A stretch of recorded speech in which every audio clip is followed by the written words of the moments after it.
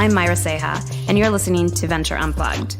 From deep tech crypto to direct-to-consumer brands and products, each week we dive in deep into the lives and challenges of today's most successful founders and investors. New episodes launch every Tuesday. Sign up for our newsletter at ventureunplugged.com and subscribe on iTunes or Spotify. Follow me on Twitter at MyraSeha007.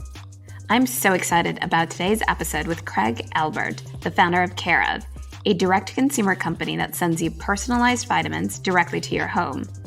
In this episode, we discuss how his experience at Bonobos shaped his leadership style, why his commitment to the lean startup methodology led him to launch a fake company before launching a real one, and how he turned his plain old vitamins into an Instagrammable DTC brand. This is an episode you don't want to miss. This episode is sponsored by eToro and Qtum. eToro is the smartest and largest crypto trading platform in the world with over $1 trillion in trading volume per year. U.S. customers can trade the most popular crypto assets with low and transparent fees. Best of all, you can connect with 11 million other eToro traders around the world to discuss trading, charts, and all things crypto. Create an account at eToro.com. Qtum is the first proof-of-stake smart contracts blockchain. It has been around for over 2 years and has over 4,000 nodes around the globe. If you're tired of paying high fees on other smart contract platforms, head over to Qtum.org. That's Qtum.org and start building your own low-fee Solidity smart contract today. This podcast is co-presented by Blockworks Group and Republic. Blockworks Group is a blockchain events and media production company. For exclusive content and events that provide insight into the crypto and blockchain space, visit them at blockworksgroup.io. Republic is an investment platform that helps companies raise capital from retail investors. For more information, please go to republic.co. For most people, taking vitamins is like remembering to eat your vegetables. You know you should eat them, but most of the time, they're just not that fun and you forget. But did you know that the U.S. supplement market represents a $40 billion industry? This is the story of how Craig Elbert founded Care of and turned boring old vitamins into a delightful daily activity and a multi-million-dollar business. Craig was born and raised in Iowa and graduated from Dartmouth College and the Wharton School of Business. He started his career as an investment banker at Lehman Brothers. After business school, he joined Bonobos, where he learned best practices on launching a business directly from its founder, Andy Dunn. In 2016, he launched Care of in New York City. Today, the company has raised over $40 million from top VCs like Goodwater, Tusk Ventures, RRE Ventures, and Juxtaposed. Now, enjoy the show. And if you like this episode, remember to rate it on iTunes and share it with friends.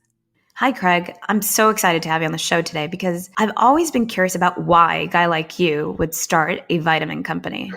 And I'm even more curious, actually, to learn how you turned boring old vitamins into a joyful delight. So thank you so much for coming. Thanks. So excited to be here. And not dissimilar from when I told my mom we were building this company and she said, what are we going to do? Tell people you sell vitamins? so a little bit of a curveball. That's great. And I actually always think that's probably your biggest hurdle, right? Is telling your mom that you're quitting your job to sell vitamins, right? How did that conversation go? It was good. It was funny. I was an early employee at Bonobos, the men's apparel company, and I'd started there when there was only about 10 people. And obviously my parents had not heard of Bonobos in 2009. And so in my time there, Bonobos had grown and it had turned into like a real fashion company where their friends had heard about it. This is back home in Des Moines, Iowa. And so I think my parents were just super excited that this unknown company I'd started working at had become, reached the land of Iowa and their friends, and they were so proud of it. And so then they were, I think, a little bit confused and worried that I was going to start something in this entirely new category. And my wife was pregnant with our first child at the same time. So I think there were a little bit of questions of my sanity and risk profile. But ultimately they were supportive, but it was definitely an interesting conversation. That's very unusual, right? You're just about to have a baby and you decide to take this leap. Unusual or stupid, debatable. Yeah. Can you tell us a little bit more about those early days? Did you go off on your own or what was the evaluation process like for you? Yeah, I'd been at Bonobos, split my time there. About half of it was leading the finance org and half of it was leading the marketing org. And I started talking to a friend from business school who had a seed fund, a guy named Jed Cairo at Juxtaposed. And Jed and his partner Patrick had this vision of kind of helping create ideas, incubate the companies, and build them. And I was in conversations with them on some of the businesses they were thinking about building. And it got really intellectually stimulating and fun getting the creative juices going about different types of businesses we could build and different problems there were out there. And in this particular case, talking about a problem in a category that I had real personal experience with was vitamins and supplements because my wife was taking prenatals at the time. And I'd just seen such a miserable experience of trying to purchase the category, trying to kind of understand all of it. And I think it was really just this feeling of as my brain started to wrap around the idea of building something new, it was incredibly energizing. And there was having the opportunity to do it. And, they'd introduced me to my co-founder, Akash, who had built a couple of companies before. And just really seeing this as something that was possible was, I think, really energizing. And in some ways, I'd kind of learned so much at Bonobos that it felt like I needed to do something with that. And I've always loved the idea of creating things and building. And so I think it was ultimately just, it felt like it just felt like now's the time or this just isn't going to happen. So I don't know exactly what, and it just kind of felt like the right time. So I don't know if there's much more science than that, just gut instinct. I love that story. And it sounds like you were really being pulled right by this larger sort of desire and something else. So I think that's always exciting to hear founders just really committed from the early stages.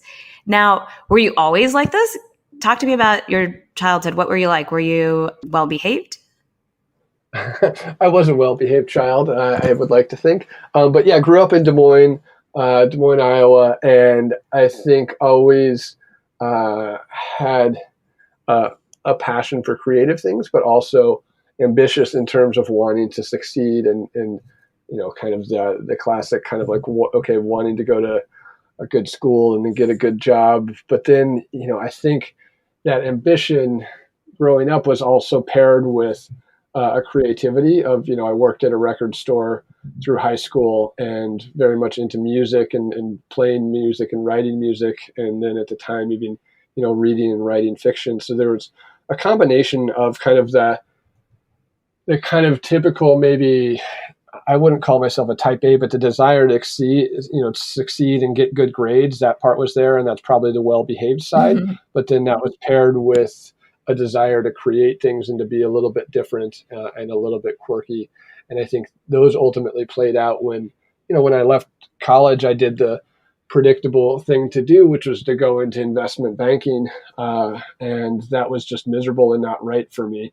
And I think that caused me to reflect. I did 2 years of it and was miserable and just reflected on what I did enjoy, which was working at a record store in high school and being close to a product that I cared about, being able to talk to people about something that I cared about, in that case, music, and really wanting to be narrow and deep on something that had a creative element while still driving for success. So I don't know if that answered on my childhood background exactly, but there were definitely elements, I think, then that are relevant to building this business.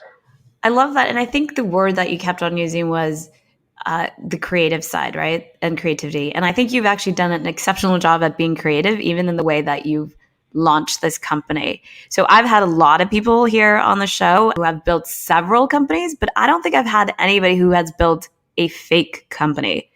Can you actually talk to me about what drove that decision? Why did you decide that was the best choice to build the company that you have now? Yes. And so kind of the short story, then I'll give the background, was before we launched Care of, we created a website for a company, beatsvitamins.com, and really used that to test our hypothesis. And it came out of a tension that my co-founder Akash and I had from our different views of the world. So he is very much a serial entrepreneur, and there's a tech, a tech view of building the lean startup, build that minimum viable product, get it out there and iterate, just get something out there and start iterating on it. And so on the one hand, there's that piece, which is get the minimum viable product out. On the other hand, I had heard Jeff Rader, the founder of Harry's, say something, about how they launched Harry's, and, you only launch your brand once. And I think as someone who appreciated brand and the importance of brand, and particularly in our category as we were launching to consumers, there's a desire to come out with something that's polished, that's beautiful, that's trustworthy. And I think doing the MVP thing there felt like it was going to miss. We would launch something that was, limited functionality and kind of a rough sketch of a brand and learn. But if that was our introduction, how are we going to reintroduce that brand? And that felt off. And so ultimately, the way that we compromised on this is we said, okay, we need to be able to have somewhere to iterate on this quiz. Our kind of bread and butter was creating this quiz where we gave people recommendations. That's a digital product that we needed to be able to iterate on. But I wanted to protect the brand, and I wanted to have a reveal on the brand and the look and feel. And so we said, okay, let's create a name, find a domain, and Beats Vitamins was one on a few list of potential names that we came up in 5 minutes, bought the domain, and had our engineer and started working. And that way I was able to kind of let go of the precious parts of brand as we iterated on functionality. And we were able to test the funnel. We were able to test value propositions, consumer messaging, with some friends and family, with some ads driven to the site. But then ultimately preserve that big reveal of the brand, that press moment for the launch. And so parallel, we had, learning on the functionality and the technology, and then building out the look and the feel of the brand. Then we shut down beatsvitamins.com, had kind of two months of heads down, and then relaunched Care of with a lot of the, using the learnings of Beats Vitamins, but the branding and the look and feel of something that I was, truly proud of. And in those early days of learning, what surprised you the most as you were A/B testing a lot of these things about your brand? Yeah, I think the biggest learning for sure was the length of our quiz. So the way, for those not familiar, the way that Care of works is we learn about your goals, diet, lifestyle, and values through a quiz, and then we make a recommendation based on research of vitamins and supplements that could be right for you. And when talking with UX designers, there was always a push from people in the design world to create a very efficient experience and make it fast. And the thought was no one's going to want to take a 5-minute quiz. They want to get through this, get their recommendations, and check out. Instead, what we heard from users on both the qualitative side, and we saw it on the data and the conversion funnel, was a short quiz actually was not as effective because the consumers felt that it wasn't truly personalized. We couldn't be as targeted on our recommendations. And ultimately, we heard from, I remember one user interview that really sticks out to me is the person said, I want it to be more invasive. And it's such an interesting thing to hear from a user, but it was consistent with others, which is they wanted to have this feel very thorough. It would make the recommendations tighter and it make it feel truly personalized. So I think that was one. The other learning that we had was the importance of the ingredients on the product. And I think this is one where people sometimes would ask, either potential investors or people that I talk about the idea, they'd say, oh, do you just buy white label products? Is this just a commodity on the vitamins and supplements? But we learned through that initial test that would not be good enough, is that customers would get their recommendation, and if there wasn't any sort of storytelling or any reason why our products were more efficacious or better for them, then they would just go buy them elsewhere. And so what we learned was we needed to build out a true supply chain so we could deliver on high quality products, fish oil from wild Alaskan salmon, magnesium from the Irish seawaters, an herb called Rhodiola rosea from the Altai Mountains in Siberia. And so being able to tell these rich stories of where the product was coming from, why it was more efficacious, ultimately was required for that conversion moment. And so that was kind of the second learning. I mean, there were a number of them, but those were, I think, a couple of the most transformative learnings that we had through launching Beats Vitamins. Now, let's talk about a few early decisions that you made about the business that proved to be important, either in a good way or a bad way. So I'll give one of them, which is good and bad. So when it comes to the packaging, for those that don't know, our product comes in the personalized vitamins and supplements come in 30 little daily packets. That's compostable material, and those have your name printed on them, and they have a little fun quote printed on them too. There was the option at launch to launch with a specific machine, the TCGRX ATP2, which is a pill sorting and pouching machine. So if you're familiar with the company PillPack, that delivers pharmaceuticals in these little daily packs, this is what their packs look like. And it's clear, it fits their brand because it looks medicinal. It looks like very clean and like something that you would see at the hospital. But it wasn't the brand that I wanted to create with that material that they had. It didn't feel like a warm, kind of delightful, health and wellness brand. It felt more clinical. In rejecting using that machine, it created a process where I, found a pouching machine that had material that we could use, but we had to actually pick and sort those daily packs manually with a human. And I remember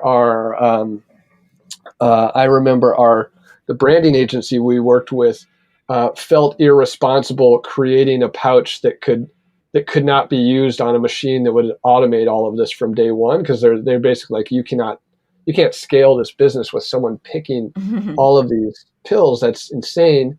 But it was so important to me to have that pack was really the moment that I felt we could turn that daily routine into something that was fun, delightful, inspirational, really kind of help create that dopamine hit that you don't always get from taking vitamins and supplements, which is, congratulate the person, have them feel like they did something good, have them feel like it was for them.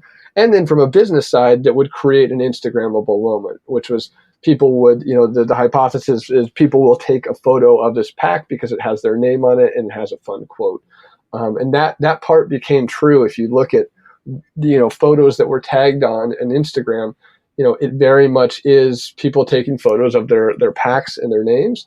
And that has been a big part of how we've built a brand from a social media standpoint, is we've taken a category that's historically very private and not social, and made it, more social, more Instagrammable, and more delightful, which also just helps from the user standpoint of it, that it can help with compliance. The challenge of all of this is it created a very complex, tedious fulfillment and packaging process that we launched, and that pouching machine showed up 3 days before we launched the business, and I had no idea how to use the pouching machine.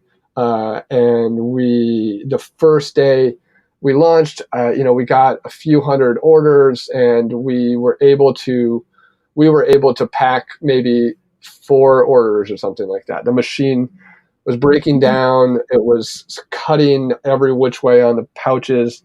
It was incredibly stressful. I remember those first couple of days where it's like, okay, this might not actually work. We might not be able to actually send these customers their pouches, and this, we're going to run out of runway, and this business won't work. And it's all because I cared too much about the stupid packaging.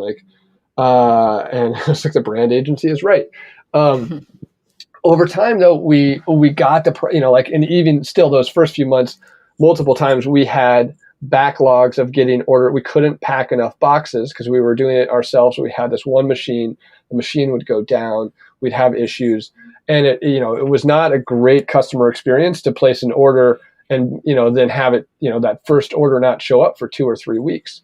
So that was pretty miserable. Kind of felt horrible about my thought process there. But over time, we've improved. We've automated a lot more. We've been able to iterate and just create much more efficiency. So long term, what we're doing actually scales. But that initial decision of let's make these pouches as cool and as nice as we would like them versus let's sacrifice for the operational constraint.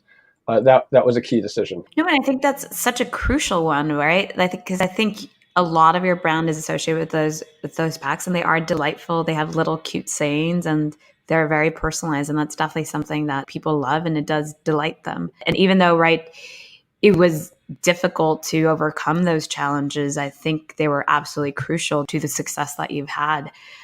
Thank you for walking us through that.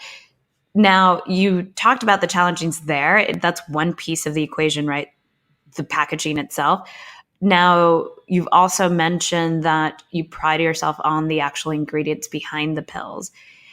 I imagine the supply chain is very complicated. What has been the most daunting there? And did you ever think you shouldn't be as involved in all the details of the supply chain because it was so difficult? Yeah, it's interesting. I mean, you definitely in the vitamins and supplements world, it's a huge category, but it's a high margin product. And so you wind up with, there are bad actors out there. And I remember as we were sourcing products for that beta, I realized that I didn't know. I knew we wanted to make a quality product, but I had not been around long enough to really know how to define quality. And so I knew I was going to get the wool pulled over my eyes, frankly, by all the contract manufacturers, ingredient suppliers. They were, the information was asymmetrical. And as much as I could get up to speed on a lot of things, I just could tell I was going to get hosed here. And I also thought back to an experience I had at Bonobos where we initially were making all of the products in New York out of the garment district. And Brian Spaley, one of the co-founders, could go pick out the fabric himself at Mood Fabric and then find a cut and sew place. But when we wanted to scale that, and we wanted to set up supply in Asia, we stumbled until we had, we found someone who'd done it before, our head of sourcing, Liz Hirschfield, and she had years of experience. And so I thought about with Care of in building this business, there's certain things where I want outsider points of view of people who have not been in the industry. And that's like myself and my co-founder, Akash, so we could reinvent it from a consumer side. But there's certain areas where I want someone who's done it, who has decades of experience. And with supply chain, I knew that if we were going to do this right, I needed someone who had done it really well. And so I thought about who's a brand where I really believe they have great ingredients and great stories. And for me, that brand was a brand called New Chapter, which is just a premium vitamins and supplements and botanicals role where I had a lot of respect for this brand that they had built. And so, that led me to going on LinkedIn and sending a message to Sheila Pinkney, who was their head of supply chain there, sending a cold message, pitching what I was doing, not hearing back, following up multiple times, and ultimately taking trips up to Vermont to recruit Sheila and her partner there, an R&D, Bob, and basically, meeting with them. I knew that they could help us define quality and create the products, and they had this experience. I remember, Bob telling us the difference in the types of fish oils on the market and why, wild Alaskan salmon was better than most of the fish oil was coming from Peruvian anchovies and sardines, that were sourced in an unsustainable manner. And there was just this wealth of knowledge that I was, immediately like, we need to get these guys. So we got them aboard in June of 2016. And I'd said, we need to have product by August or September. And they said, that's insane and impossible. And it was impossible. But we got it done by November. And so, it was really one of those things where there's certain things, I think, when you're building a business, like I said, you want outsiders, and there's certain things where you want someone who's done it before. And for us, this was one of those. Now for a quick word about our sponsors, and we'll be right back. eToro's crypto trading made easy. It's one of the largest and smartest trading platforms in the world with low fees. Join 11 million other traders and create an account at eToro.com. In addition to being one of the best smart contracts blockchain in the world, with extremely low fees and easy-to-use platform, Qtum's proof-of-stake system lets anyone stake with as little as a fraction of a Qtum. To learn more and start building today, go to qtum.org. That leads me to my next question, which is really focused on people. So here you spent a lot of effort, right, to find these particular experts that you needed at the time. How do you focus your hiring and people retention at CareUp? Yeah, people, a lesson that I got from Andy at Bonobos was, the best use of your time when building a business is finding great people. And that's not something that you outsource to your HR team. That's something as a leader within an org that you do. And so much of the time has been focused on how do we find great people. And I think for me, that means finding people, and it depends a little bit on the stage, but early stage, you want really strong people who are intellectually curious and who can move across the org and do a lot of different things. And so I think you marry that with some expertise, like I mentioned on the supply chain, but then you also have some folks who can cut across and be general thinkers. And so that for us, it was like getting some of those generalists who were really smart aboard, getting a team that was motivated by the mission, and then really building a culture where, what I think a lot about is how do we get a culture where people are comfortable disagreeing, and not in the, I think a lot of times in technology companies, there's this talk of radical candor and, talking the truth. And oftentimes, when I've seen that from a technology standpoint, it kind of ends up just being people who are dickheads. And I think there's a way to tell the truth without being a dickhead. And I think, we talk about delivering, truth with humor and delivering it with a bit of warmth. But, we try to hire for humility. We try to hire for people who are honest, who are going to tell, who are going to be okay being wrong on things. And then ultimately who are also just different and thoughtful. And those are kind of the core values that we think about, and try to breed that debate here. Then I think there's also, as you build a business, how do you place bets on people and let them grow and not, let them grow and do more. Our head of marketing, Anu, had previously, been at Jet, where she'd had an experience. Obviously, Jet just grew tremendously fast, but where she was layered, multiple times as that company grew. And I think giving her the opportunity to build her team and to, first run, be the only person on marketing, but then hire one or two people, and now she's up to 10 or 15. And it's finding some of these people who are really hungry, really smart, have a lot of potential, and betting on them, and then kind of trying to over time ensure that you're complementing that with building out a strong leadership team, and being very deliberate on culture, defining what culture means to you, celebrating people who are exhibiting that culture. Having a Slack channel for us where people are called out for core value, if they've done something for the core values, and just generally trying to give people autonomy and room to run. People are definitely the most important thing, and I think it does evolve as the company grows, which is you'll have the first 6 months that you have an employee at a startup. There's usually that honeymoon period where they're just excited to be there, and then a year in, they kind of have their bearings, and then maybe 12 to 18 months in, they want to make sure that if they're ambitious, they want to make sure they know what's next. How do I keep growing here? And if as an organization you haven't thought through that, or you haven't given them an idea, then you run the risk of starting to lose people. And so for us, both Akash and I have seen that in our previous jobs. And so we've tried to ensure that we're building that in here and being thoughtful on how do we scale culture, how do we structure it, and then also how do we ensure that as employees age, there's clear career development. I could not agree with you more. I think that intention does matter, and culture, right, is really set from the top. It sounds right now that this has been something that you've thought about from the very beginning. Did you ever get it wrong? What was your worst hire? Oh,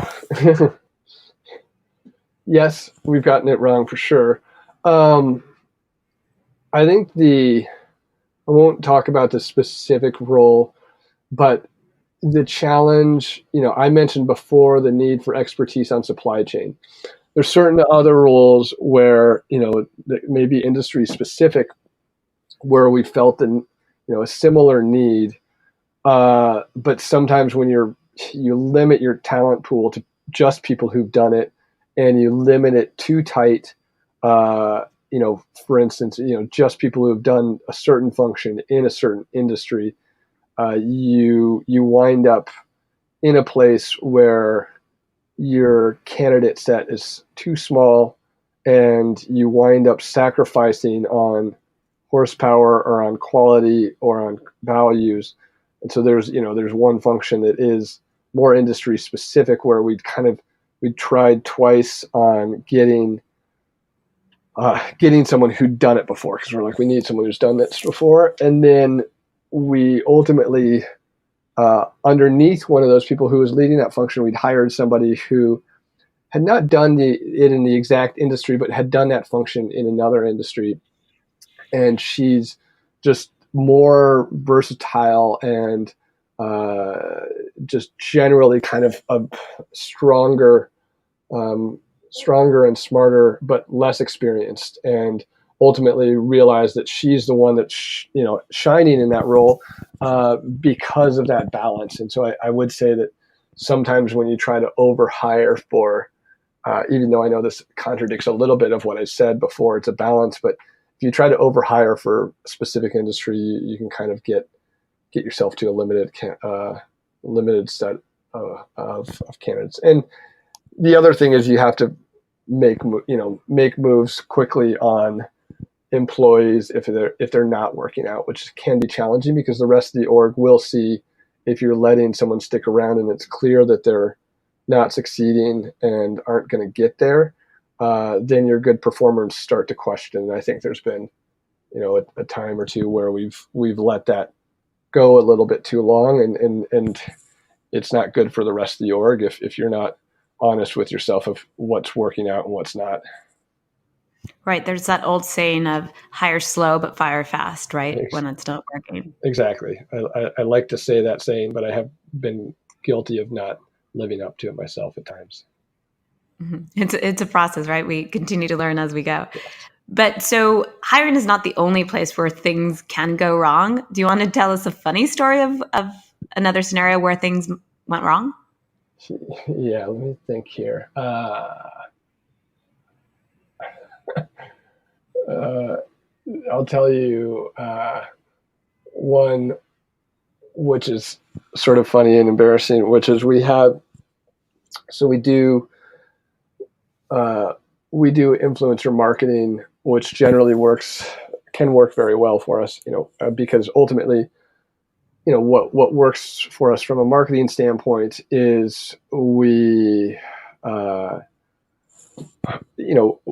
on social, when people post that they're taking their products, it's that trust is transferred. And so we get behind that by also putting additional money behind paid influencers. And generally that's a very effective tactic for us, but generally those are smaller influencers and not people who are celebrities.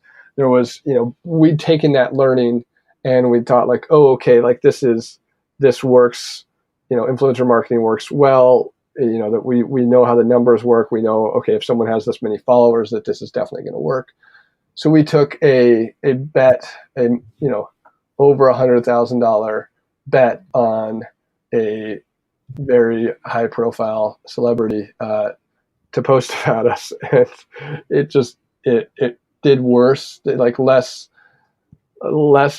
customers acquired than this is someone who had, millions, hundreds of millions of, maybe not hundreds of millions, but tens of millions of followers, and did worse than someone who has 500,000 followers. And it was just this sinking. We prepared the whole company okay, we gotta be ready. We gotta make sure that we can handle this web traffic. This is going to be the biggest web traffic we've ever had. This is, we got to be ready at the operations center. So it's all hands on deck for this because we had money riding on it, and then it was a total dud. And then at that point, the entire organization knows that this was supposed to be a big day, and it wasn't. And so I think having to own up to that and be like, this was a mistake. We have a learning here that this level of spend on in this way doesn't work. We got to move forward, but then it definitely is a running joke here. So that was definitely a large expensive mistake. Large expensive flop, right? That's great. I love that story. Now, one area that we haven't discussed is competition. You briefly mentioned Ritual which is one of your competitors. How do you view your competition, and how do you position yourself to succeed? Yeah, I think someone, like I mentioned, Ritual launched, maybe a month or 2 months before us, and I feel like in many ways been growing alongside each other. And to me, that's actually been very beneficial because it helps with getting press when you have a trend of multiple companies doing something similar. It helps with consumer awareness. It validates the idea. And so someone like that, I think, has been beneficial. There's always going to be kind of friendly rivalries within our company to want to, it causes us to push us to do better. Ultimately, at the end of the day, someone like that, smaller startups like ourselves and them and a few others, we're ultimately, we're playing in a $40 billion category with very stagnant incumbents who are, that's who really we all want to steal the share from. The people who are going about it, taking advantage of customers, commission sales clerks, outrageous claims, selling magic pills. There's folks out there who are just, in our view, doing it the wrong way. Someone like Ritual, I think, is doing it the right way. We think we're doing it the right way. And ultimately, I think that's who we want to go out there and beat. And we want to get customers to see that there are ways to take care of themselves. And I think the one thing that I think about us relative to the industry where I do think that we are differentiated and that I think about a lot is the entire experience of living healthy, and in particular, to launch Taking Vitamins, which it's not just about creating a magic new product, but a lot of the things that people, the reason that the vitamin industry has a negative net promoter score is because it's confusing. It's hard to tell where there's science, where there's not science. It's hard to wade through all. There's hundreds of thousands of research articles on vitamins and supplements. The customer is not going to be able to wade through all of that. So it's confusing. You have this broken trust with the bad actors and the lack of a feedback loop. And those are experiential things to me. That's not just about a magic product, but that's about how do you use technology to make a better experience. And so in our case, it's the quiz to give the guidance. It's the app that we have that rewards them for building a healthy habit. In the future, we're plugging into the Apple Watch, into the Apple Health Kit to be able to help close the feedback loop. There's these pieces about the full experience, and that's I think where our focus is, and how I would like to differentiate us down the line is ultimately really being your partner through healthy living. And it's not just about vitamins and supplements. That alone will not help you live, a healthy. It's just part of the equation, and we think a lot about that overall experience of healthy living. I like that a lot. And so I think, thank you so much for being so candid on these questions. We've talked about it a lot during this interview. We've talked about your personal drives and your focus on the ambition, both creativity and balancing that. We've also talked about the challenges in building a company, and we've gone over a few mistakes that, include some bad hires and the lessons that you've learned along the way in a very fast-paced environment. Now, before we jump into our rapid fire questions, I want to end the segment on a happy note. What are you currently most excited about, and why? Currently most excited about in terms of the business here? Mm-hmm. I'm very excited about the potential for what's to come in the next chapter. So we've built out an amazing team. We just launched really our second product beyond vitamins, which was protein powders. And as we look forward, we're building a suite of additional product lines, not just pills and not just powders. And then we're also building out our digital guidance. And I think I'm most excited to see what's to come, in particular, the digital guidance. A lot of what we're known for to date has been kind of the quiz that we have and that experience. But people are going to start seeing that continuing out, and as we build out more in the app and understanding kind of how do we become a true companion, how do we provide advice, how do we help people understand if the products that they're taking are having an impact, and how do we help people understand that they're actually living healthier. And I think there's a lot that we're doing on the digital side that is going to be really exciting.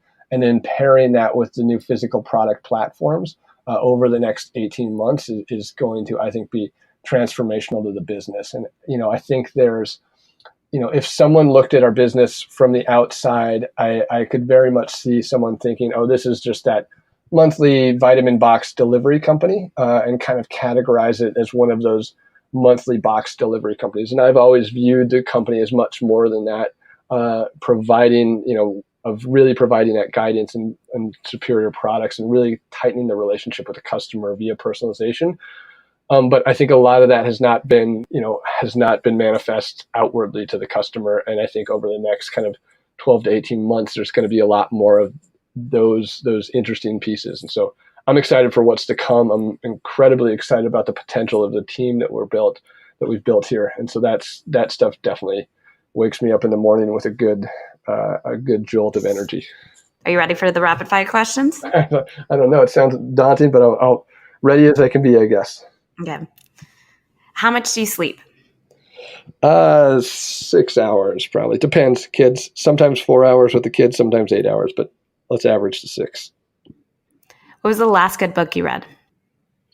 I like to say Renata Adler, Speedboat. What is your biggest life hack? I think it would be jogging home from work, where I get my exercise in, I clear my head, and at the same time, it takes about as long as it takes to take the train. So get the exercise in and get the commute in all efficiently and clear the brain. Do you believe in God? Yes, I think. Do you believe you're lucky? Yes, definitely. What is the worst piece of advice you ever got? In college, my dad advised me to major in something that was employable. And ultimately, I'm glad I majored in English instead. Do you meditate? Yes. At Care of, which round was the hardest? So to date, we've raised our Series B. I would say that they get harder as you go along because there's more data, and they're early on. It's all vision, it's all story, and as there's more data, inevitably a lot of it complements what you're doing, but other parts can contradict. And so I found that the more data there is, sometimes the harder it gets. Who are founders that you admire? Definitely Andy and Brian at Bonobos were big inspirations for me. I think currently Rachel at Daily Harvest is someone who I'm super impressed how she's grown that business and grown that culture. The Warby Parker guys and Jeff Rader at Harry's. Really, I'm super impressed by what Dave and Neil, how they've kept the Warby Parker brand so consistent and so on point for so many years. What is the one thing that you believe in that most people don't? I feel like most people really value the idea of planning, knowing what you're going to do in life and going out there and doing it. I like to embrace serendipity. We need some structure and some planning, but I'm a big believer in embracing serendipity and taking life where it takes you. Do you believe in Bitcoin? I don't understand Bitcoin, I must admit. So I guess that's a lot of smart people believe in it. So sure, but it's I don't know. What is the biggest misconception that people have about you?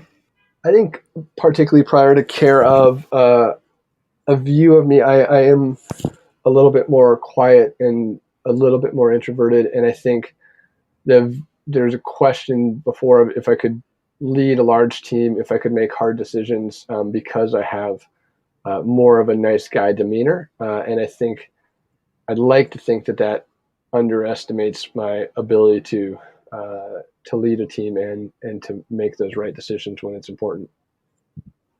What is the most significant thing you got from a mentor? Yeah, I think Andy at Bonobos is probably the biggest mentor in my career, and I think a ton of nuggets. But I think there was one that he always said, which is, as a CEO, it's all your fault. If something's not going right in the business, that's part of a decision that you made in hiring someone or whatever. But ultimately, you need to be accountable for everything. So it's all your fault. My fault. What is the biggest drain on your energy? The biggest drain on my energy is if there's a meeting, if there's a day of back-to-back meetings, even if they're valuable, I think it drains the energy, it drains the creativity, it hurts the brain to be in too many meetings. One word to describe high school Craig. Quirky. What do you want to be remembered for? Building cool shit. I think creating things is fun. I think part of it's creating a brand, creating a business, creating music, creating fiction, building cool shit. I love that. Thank you so much for coming on the show. That concludes this episode. Now, how can people find you? Thanks, Myra. This is great. They can find us at careof, www.takecareof.com. Check us out or check us out on Instagram. Thanks so much for listening to that episode. New episodes go live every Tuesday and Thursday at 7 a.m. Eastern Time. If you want to continue the conversation, you can find me on Twitter at MyraSeha007. And I'll see you next time.